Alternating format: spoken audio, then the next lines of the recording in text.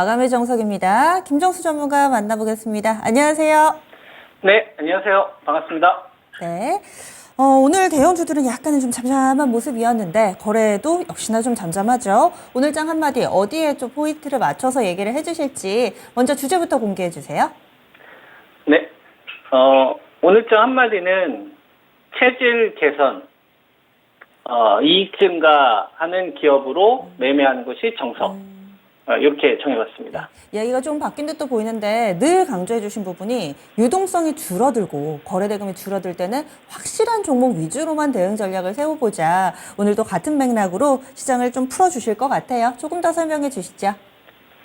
네, 그러니까 지금 시장 자체가 돈이 없어요.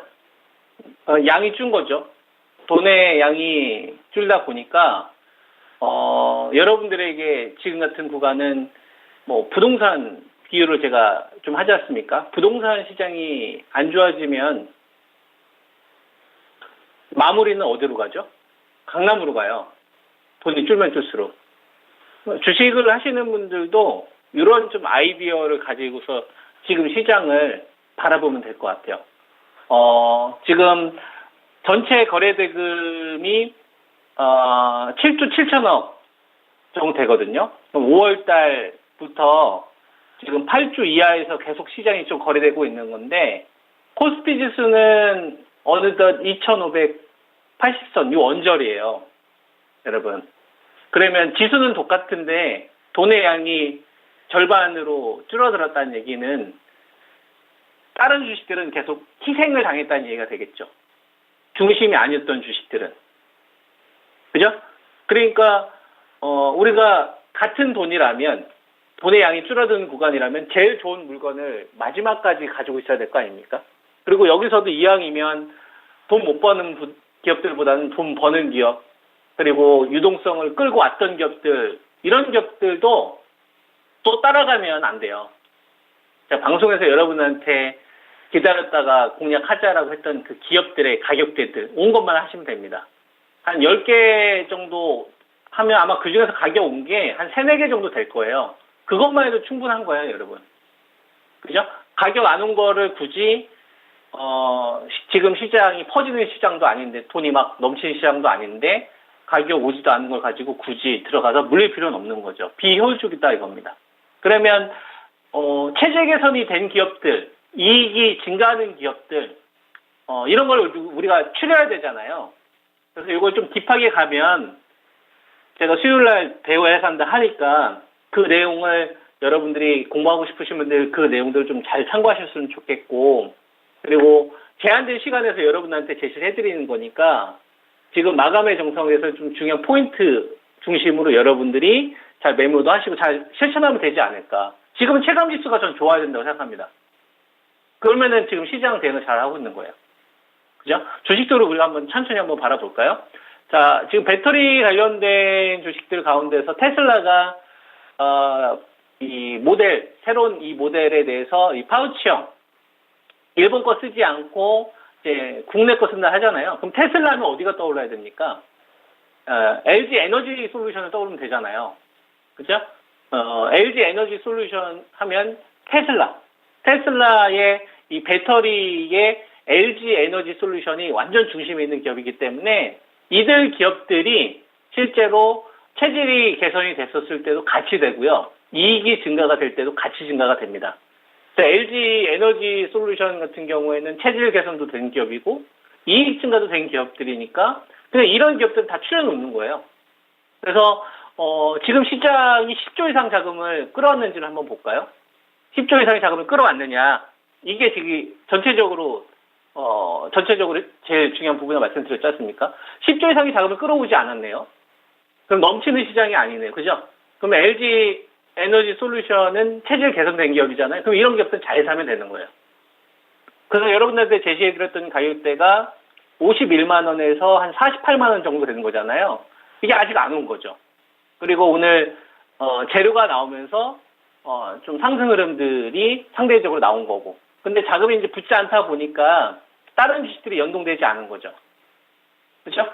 이런 식으로 가격 대응하면 되는 겁니다. 그러니까 LG 에너지 솔루션은 이미 38만 원대에 샀어야 되고 43만 원에 이미 샀어야 되고 그리고 이때 사지 못했다고 한다면 신규 입찰 분들의 입장에서는 제가 제시했던 가격대까지 기다려야 될 거다라고 저는 말씀을 드리고 싶고 만약에 전체 거래대금 10조가 늘어나게 된다면 그때는 제 전략이 바뀔 수는 있겠죠. 근데 지금은 그런 신호가 없으니까 저는 뭐 전략을 유지한다라는 말씀 좀 드리겠고요. 대신 대안도 있죠.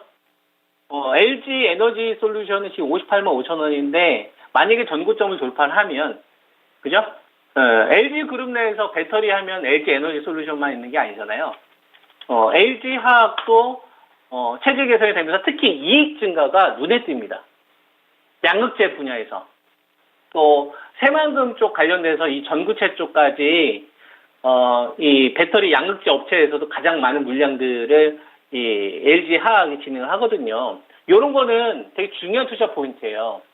그래서 LG화 같은 경우에는 이전에 여러분들한테 기준 제시해드렸었던 게 한 67만 원을 기준으로 제시해드렸었는데 저점이 한 67만 7천 원 정도 됐더라고요. 그죠? 그러니까 LG 에너지 솔루션을 공략을 하는 기회가 안 놓치는 분들은 LG화학을 분할매수 하면 되는 거예요. 그래서 이걸 여러분들이 잘 활용하셨으면 좋겠고 대신 지금 유동성이 커지는 시장이 아니니까 분할매수 하는 거예요. 분할매수. 저희도 그렇게 하고 있거든요. 여러분. 왜냐면 양이 주니까. 그죠? 지수가 올라갈 때 소외받으면 안 돼야 되잖아요. 그러면 섹터에서 제일 좋은 기업들을 가지고 거래를 하는 거예요. 그리고 배터리 가운데서 포스코 퓨처엠, 포스코 퓨처엠 같은 경우도 배터리 내에서도 저는 가장 좀 중심에 설 수 있는 기업이라고 보고 있거든요. 그래서 30만 원 깨졌을 때 들어가신 분들, 그분들 입장에서는 이전에 이제 매매 관점으로 여러분들에게 제시를 해드렸지 않습니까? 그 기준으로 보는 게 유동성이 한 7천억 정도로 보고 있거든요.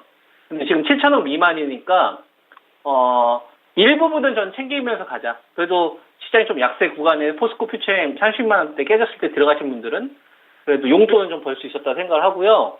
이것도 다 끌고 가기보다는 일부는 챙겼다가 더 끌고 가고 싶으면은 유동성이 다시 10조 이상 붙을 때 그때 하자. 이 말씀 좀 드리겠고 포스코 퓨처엠 관점 잘 이해되시죠? 이거 잘 실천하면 된다고 생각을 합니다. 이 기업도 여러분 어떤 기업이에요? 이익이 증가가 되는 기업입니다. 그러니까 이런 기업을 계속 여러분한테 말씀을 드리고 있는 거고. 그 다음에 에코프로 같은 경우에는 이제 유동성의 바로미터 역할인 거죠. 이 에코프로 같은 경우도 보면, 이전에 중요하다고 생각했던 자리가, 76만 원이라는 자리와, 그 다음에 57만 원이라는 자리와 44만 원이라는 자리를 여러분한테 이제 신고가 갔었을 때 미리 제시를 했었잖아요. 그래서 이제 76만 원에서 한번 매도하시고, 그리고 나서 이제 57만 원 방어가 나오는지를 보자라는 말씀을 좀 드렸었는데, 57만 원이 에코프로한테는, 사상 최고치 호황대의 밸류를 갖다 쓴 자리입니다. 그러니까, 호황대의 밸류를 넘어간다는 얘기는 실적도 실적이지만, 신규 자금들이 들어왔었을 때 갈 수 있는 거거든요. 에코프로 실적 좋은 건 다 아니까, 양도 좋아지고, 질도 좋아진다는 건 다 아니까, 다만 받쳐주는 자금 자체가 2.5조에서 지금 2,300원이니까 10분의 1 정도 줄어들었으니 이건 좀 톤다운 하면서 대응을 해야 된다고 보거든요. 그래서 그동안 여러분들한테 57만 원을 기준으로 제시해드렸었는데 요거를 53만 원으로 낮추고 그 다음에 44만 원이라는 가격은 그대로 유지를 하되 44에서 46까지 2만 원 정도의 변동성을 변동폭을 고려하시면서 여러분들이 그 매매 기준을 삼으시면 될 것 같아요. 에코프로는 그렇게 매매 기준을 제시를 해드리고, 근데 얘네들은 워낙 자금력이 크게 움직였던 애들이다 보니까 트레이딩하기엔 다른 주식들보다 나을 거예요. 그래서 에코프로 BM도 마찬가지입니다. 오늘 이들 주식들 거래대금이 한 2천억 정도 나왔어요. 2천억 정도 나왔으면 4월달, 3월달에 비해서 돈의 양이 굉장히 좀 줄어들었는데 올해 2월달부터 시세가 터진 거는 다른 테마하고는 좀 다른 성격이라고 봅니다. 다른 테마주들은 말 그대로 이익 자체가 같이 증가하지는 않았거든요. 매출 같이 증가하지는 않았는데 근데 이들 양극재 관련된 업체들은 실제로 실적도 동반되면서 갔었기 때문에 이들 기업은 그래도 좀 강남 쪽으로 우리가 분류를 해서 하면 되지 않나. 그래서 이전에 22만 원에 여러분한테 매수 의견을 좀 드리고 나서 지금은 일부는 저는 수익 확보하자라는 의견을 좀 드렸는데요. 지금은 당부의 말씀을 드리는데 이제 재차 22만 원이 왔었을 때는 저는 매수 의견 못 드립니다. 이거 좀 참고하시기 바랍니다. 첫 번째 22만 원이 깨졌을 때와 두 번째 자리는 다릅니다. 이때는 제가 상황을 봐야 될 것 같아요. 예, 이때는 22만 원이 만약에 재차 아래쪽으로 깨지는 흐름이 나오면 그때는 에코프로비엠이 상황을 보고 그리고 나서 여러분들한테 기준을 그때 좀 제시를 하도록 하겠습니다. 이거는 전 수익 확보하자 의견을 방송을 통해서 분명히 좀 드리고 있고요. 그 다음에 뭐 배터리만 있는 건 아니잖아요.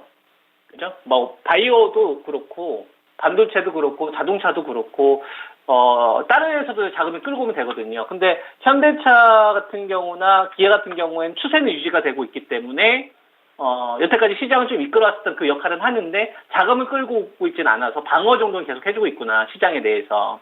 얘네들 때문에라도 하락장이 안 가겠구나라는 판단을 좀 하고 있고요.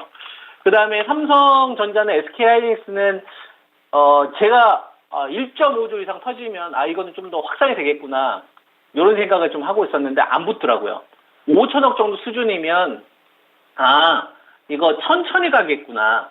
그래서 삼성전자 5만 9천 원대 들어가신 분들이나 6만 3천 원대 가지고 계신 분들은 뭐 굳이 지금 팔 필요는 없지만 지금 구간에서 적극적으로 뭐 비중을 늘리거나 그렇게 하시기보다는 그동안 좀 가지고 있었던 자금도 있지 않습니까?